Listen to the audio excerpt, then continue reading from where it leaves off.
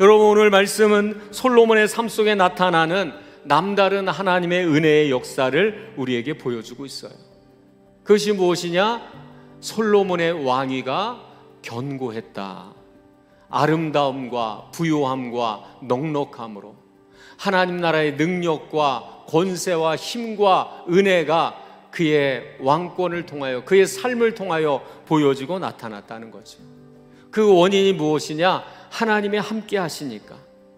그러니까 하나님이 함께 하시는 삶 속에 나타나는 부요함과 능력에 대해서 우리에게 알려주는 거예요. 하나님이 함께 하실 때 우리로서는 만들 수 없는 하나님의 부요함이 만들어지고, 하나님이 함께 할 때 우리는 이룰 수 없는 하나님의 능력의 역사들이 우리의 삶에 이루어져 가게 됩니다.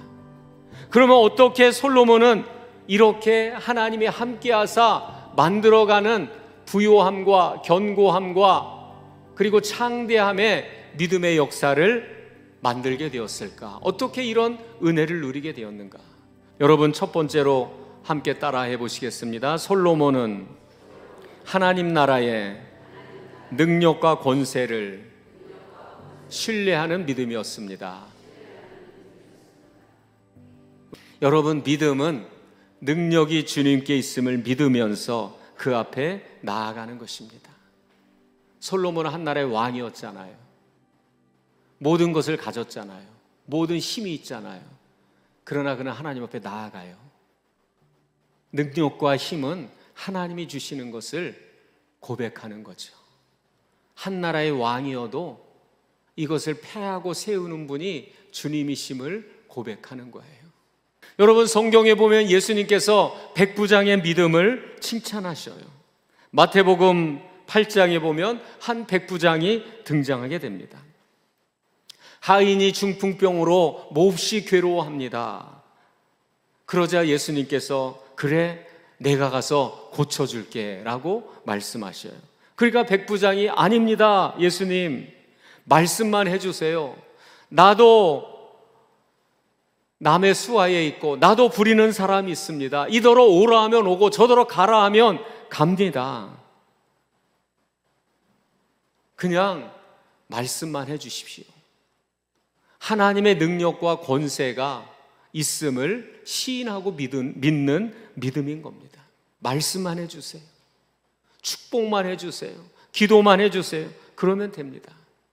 그러니까 이 백부장의 믿음을 향하여 예수님께서 내가 진실로 너에게 이르노니 이스라엘 중 아무에게도 이만한 믿음을 보지 못하였다. 그 시인하고 믿음 가운데 주님의 권능이 임하게 되죠. 집에 가서 보니까 백부장이 예수님 말씀한 그 시간에 나음을 입었어요. 나을 수 없는 자가, 하늘의 능력과 권세가 그의 믿음 가운데 역사하고 나타나는 거죠. 여러분, 오늘날 아직 하나님 나라의 실제와 능력에 대해서 인정하지 않은 채 살아가는, 그런 마음을 가진 채 살아가는 그리스도인들이 많이 있습니다. 인생이 얼마나 유한하고 한계 속에 있습니까? 하나님께서 이 세상에 있는 일들을 통해 보여주시죠. 그런데 마음을 닫고 있으면 많은 것들을 보여주셔도 깨닫지 못하는 거예요. 그것을 시인하고 인정하지 못하는 거죠. 여전히 하나님을 알지 못하는 마음은 영적인 교만이라는 그 아집에 갇혀 있습니다. 믿음은 이 아집이 깨지는 것이고 하나님의 나라의 능력과 실제 앞에 무릎 꿇게 되는 겁니다. 두 손 들고 주님, 나는 아무것도 아닙니다. 하나님의 능력과 구원이 아니면 우리는 설 수 없습니다. 주 앞에 나아갑니다. 하나님의 능력을 신뢰하며 그 능력을 구하고 은혜를 구하는 것입니다. 하나님 나라의 능력과 실제를 바라보고 그것을 구하며 나아가는 가운데 하나님의 힘 주심과 능력 주심과 권능 주심을 경험하는 믿음의 은혜가 있기를 주의 이름으로 축복합니다. 두 번째로 따라하시겠습니다. 솔로몬은 하나님과의 영적인 친밀함 속에 있었습니다. 영적인 친밀함을 통해 하나님 나라의 능력과 권세가 나타나게 되죠. 여러분, 친밀하다는 것이 무엇이요? 친하다는 것은 상대의 마음을 아는 거예요. 상대를 헤아리고 배려할 줄 아는 거예요. 그래서 영적인 친밀감이 있는 사람은 언제나 하나님의 뜻을 생각해요. 하나님이 기뻐하시는지, 하나님이 근심하시는지 그것을 바라봐야 돼요. 그리고 하나님의 영광을 위해 내가 오늘 무엇을 할까? 하나님이 지금 무엇을 원하시는가? 그것을 생각하게 돼요. 그리고 지금 무엇을 이루어 가고 계시지? 어떤 일을 하고 계시지? 거기에 자기를 맞추어 갑니다. 그래서 레위기 우리 10장 3절에 보면 모세가 아론에게 이르되 뭐라고 말씀하시죠? 나는 나를 가까이 하는 자 중에서 내 거룩함을 나타내겠고 온 백성 앞에서 내 영광을 나타내리라. 가까이 하는 자, 영적인 친밀감을 갖고 있는 자, 가까이 있는 자에게 하나님의 능력과 권능을 드러내 주신다는 거죠. 다니엘의 삶 속에는 하나님의 나라의 능력과 부유함과 지혜와 총명함이 함께했습니다. 하나님의 보호하심과 능력이 함께했어요. 언제나 다니엘은 하나님의 마음을 생각했습니다. 하나님의 뜻이 어디에 있을지를 구했어요. 그리고 하루에 3번 그 앞에 나아가 무릎 꿇어 기도하며 하나님의 뜻을 찾고 구했습니다. 여러분, 예수님은 하나님의 아들로 오셨지만 사람의 몸을 입고 이 땅에 오셨죠. 그런데 언제나 하나님의 성령의 기름 부으심이 그에게 충만하여 아버지께서 행하시는 일을 언제나 바라보고 아버지는 아들에게 보이시고 또 아버지께서 무엇을 원하시는지 보이셨다. 그것을 바라보았다 라고 그렇게 말씀하고 계십니다. 영적인 친밀함 속에 있었다는 거예요. 그래서 언제나 그 피곤한 가운데도 새벽이면 기도하고 밤늦도록 기도합니다. 그런 예수님을 통해 포로된 자를 자유케 하고 병든 자를 고치시고 묶인 자를 풀어주시는 하나님 나라의 능력과 권능이 임하고 나타나게 된 것입니다.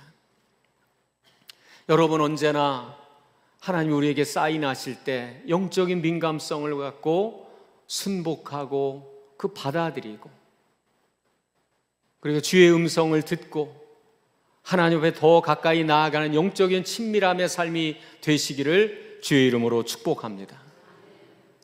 마지막 세 번째 무엇이냐? 따라합니다. 솔로몬의 믿음은 사명을 간직한 자의 믿음이었습니다. 여러분, 사명을 가진 자의 삶에는 언제나 하나님의 뜻을 구합니다. 사명은 무엇이죠? 이건 내 일이 아니에요. 하나님의 일이에요. 하나님의 일을 하는 자의 자세는 무엇이죠? 내 뜻, 내 욕심, 내 고집으로 하는 것이 아니에요. 하나님의 뜻을 따라 행하는 거예요. 여러분, 솔로몬에게 정말 하나님의 원하시는 것이 무엇일까 했을 때 영적인 친밀함 속에서 하나님의 마음을 기쁘게 하는 그 마음의 소원을 말했듯이 왕이 되는 것도 그에게는 사명이었어요. 내 욕심을 이루는 그런 수단이 아니라 하나님이 맡기신 사명을 이룬 일이었어요. 그러면 어떻게 해야 될까? 하나님의 뜻을 위해 이 일을 수행해야 되기 때문에 지혜를 구하는 겁니다. 이 백성을 잘 돌볼 지혜를 주옵소서. 그 사명감을 갖고 그 일을 감당하고 성전을 건축하고 했을 때 하나님의 능력과 부요함이 그의 삶 속에 부어지고 채워지게 된 것입니다. 그 사명이었기 때문에 지혜를 구하는 거예요. 여러분, 주의 일을 행하는 사명감이 있다면 하나님 앞에 나아가 지혜를 구하시기를 원합니다. 감당할 능력과 힘을 구하시기를 바랍니다. 성경은 항상 하나님은 사명을 주시되 그냥 주시지 않고 그것을 위한 능력도 함께 주셔요. 모세에게 이스라엘 백성들을 건지려는 사명을 주실 때 감당할 능력도 주십니다. 예수님의 제자들에게 사명을 주시되 복음을 전파할 사명을 주시되 그것을 감당할 능력도 함께 해주셨어요. 권능도 함께 해주셨습니다. 우리에게 주신 사명이 주의 일이라면 주의 뜻을 따라 행하게 해달라고, 우리가 구할 때 감당할 능력과 힘 주시고 하나님의 능력이 그 삶을 통하여 나타나게 하실 것입니다. 이 세상을 이기고 이 세상에 일어나는 많은 상황 가운데 우리가 하나님 앞에 은혜를 구해야 되지 않겠습니까? 능력을 구하며 그 앞에 기도해야 되지 않겠습니까? 오늘 우리가 이 세상을 살아갈 힘과 능력이 주께 있음을 고백하며 지혜를 구하고 능력을 구해야 되지 않겠습니까? 마음을 같이하여 기도하며 나아갈 때 믿음의 견고함과 창대함의 모습으로 나타내게 해주시고 그런 모습을 만들어가게 해 주실 줄로 믿습니다. 할렐루야.